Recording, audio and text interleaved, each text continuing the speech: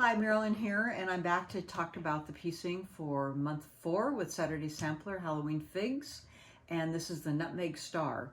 So I have some of the samples down here. I've done a little bit of piecing to walk you through it. So the first thing that we're going to do is talk about the center. So I'll move a little bit of what I'm doing away. So the center is really easy, and of course I'm using my folded corner clipper, and I'm taking these squares, which are our G squares, which are, let me go back and look, our 2 1/4 inch squares, which are our lights. So I've sewn a couple down.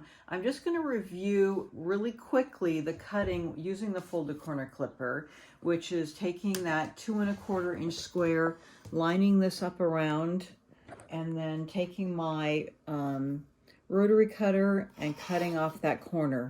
So I do go around and cut all of them at once, and you can stick a pin in there if you'd like to hold it in place, and then cut the 4 corners, okay? And then you're going to just sew down from point to point. That's at your 1/4 inch. Sew it down, and then you're going to press that open, okay? So you'll have, so I did that with my light color, as you can see. And you can see it done with the light here. That gives it that little sparkle in every other corner, okay? So that's my center right there. So now I'm gonna move on to piecing my hourglass units. So these are your little hourglass units. That's part of this outside run out here. So the hourglass units are made up of your little triangles, which are your A and your D units, which are the light and your little blue, which are our black floral, are our black florals, okay? So these are your A and D units. So you have to put them side by side. This is one of them pieced, okay, together. So they're just gonna match up, pieced like this. And you can piece all of them together. You're going to be making 4 of these units. So all of the A and D's go together. Open this up. I did press to the dark or that kind of blue color. Okay, and then after you get them pressed to the dark, you're just going to match them up, and you'll have them nest together if you've pressed to the dark, and then piece them together and then open it up. And it does say square to 3 inches. I did check mine, and all of mine finished at 3 inches, but I did use my block just to ensure that they were squared up. And so I just took that at 1.5 and checked to make sure that they were squared up in that center intersection, but they did finish at 3 inches, so you didn't really have to cut them down. But you're checking that 1.5 inch intersection, not at the edge and cutting them down, but 1.5, so that they don't get lopsided. Okay, and then press them out nicely. So now you should have 4 blocks that look like this. So the next, I'm going to kind of push these out of the side so you can see the next step. The next step are taking the rectangles, which are F, and I have mine in dark yellow, and taking your B squares, which are cut, let me check, at 2 1/4. So you're taking your 2 1/4 inch squares, and you need to make 4 in one direction and 4 in the other that are mirror images. So you have to really watch this. When you're looking at your pattern on here, 4 are going to be finished going up and 4 are finished going down. So you need to make sure, if you're using the folded corner, that you're cutting in the correct direction. How do you check that? Well, you can do a cheater line. So I need 4 that are going to be folded up this way when I'm looking at it, and 4 that are going down this way. Okay, catch that, and fold it down. Okay, so if I'm not sure how to cut it, fold it up. You can put a little crease with your fingers, and then I can put a little cheater line with a pencil on the first one. And then what that does, if you're unfamiliar or you're uncertain, that shows me where my cutting line should be. Which direction do I set my folded corner clipper? Where do I cut it?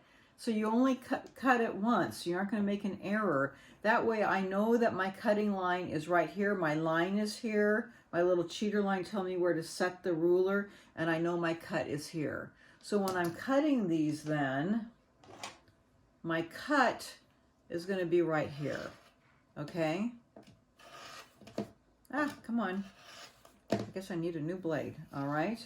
So then I'm going to be sewing right down here, and then this will fold open in that direction, and I'll do all 4 that way. Now, the next one, this has to fold this way. So my little cheater line is here. So now you have to figure out, where do you set that ruler? Well, of course I can't set it this way because my line's going the other way. So I have to adjust my block, and it's going to have to be cut this way because my line's going here. I have to cut off this section. So I have to change it so the ruler's sitting in the correct direction, and it's like this.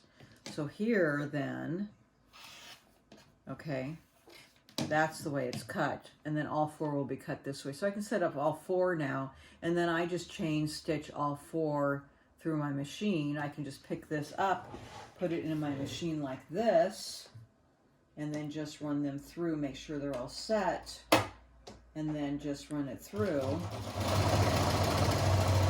And then I would have all 4 to sew at once, okay?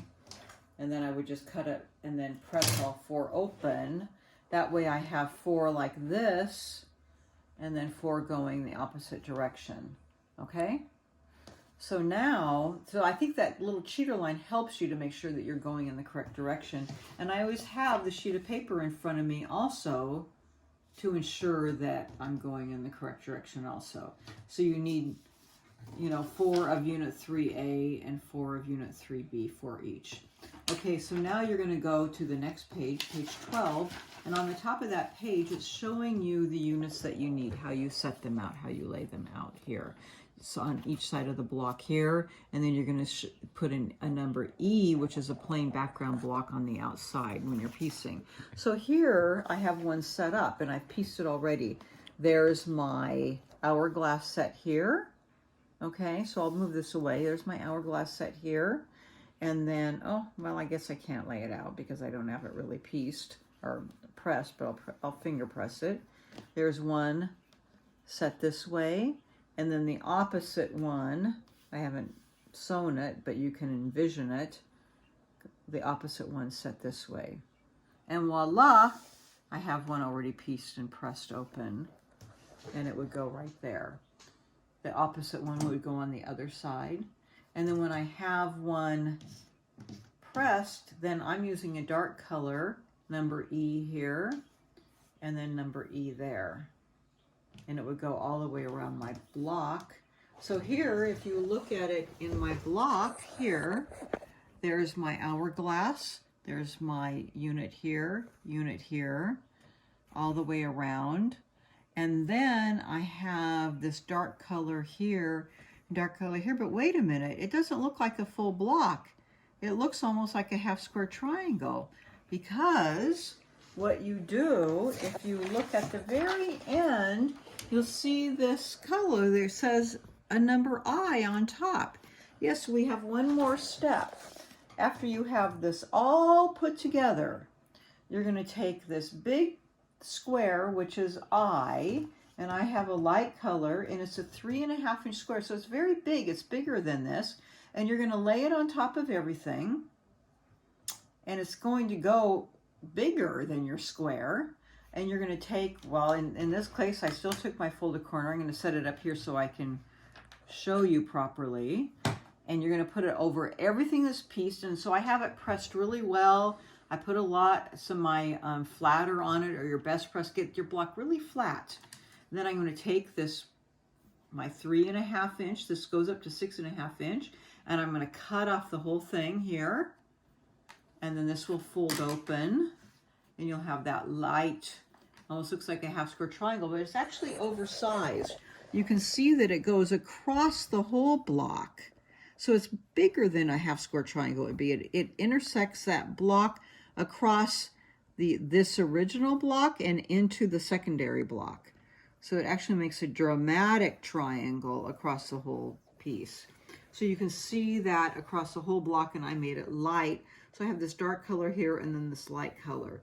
And then you have one more step. When the whole block is done, you're making that tiny adding that tiny 1 inch by, I have to recheck what that piece was that we cut. It was a number H. It was a 1 inch by 11.5 inch. So this is 11.5 inch block. 1 inch by 11.5 inch on one side and the other side, because that's going to make it fit into this other piece that you'll be piecing eventually. So it will finish at a 1/2 inch. It's a really skinny, just kind of a spacer block. So that is our nutmeg square right there, and it looks really pretty.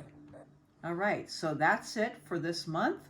And then you'll go on and make 3 simple star blocks that we talked about when we were cutting, of the colors of your choice. And you'll be set for next month. Thank you and have a great month.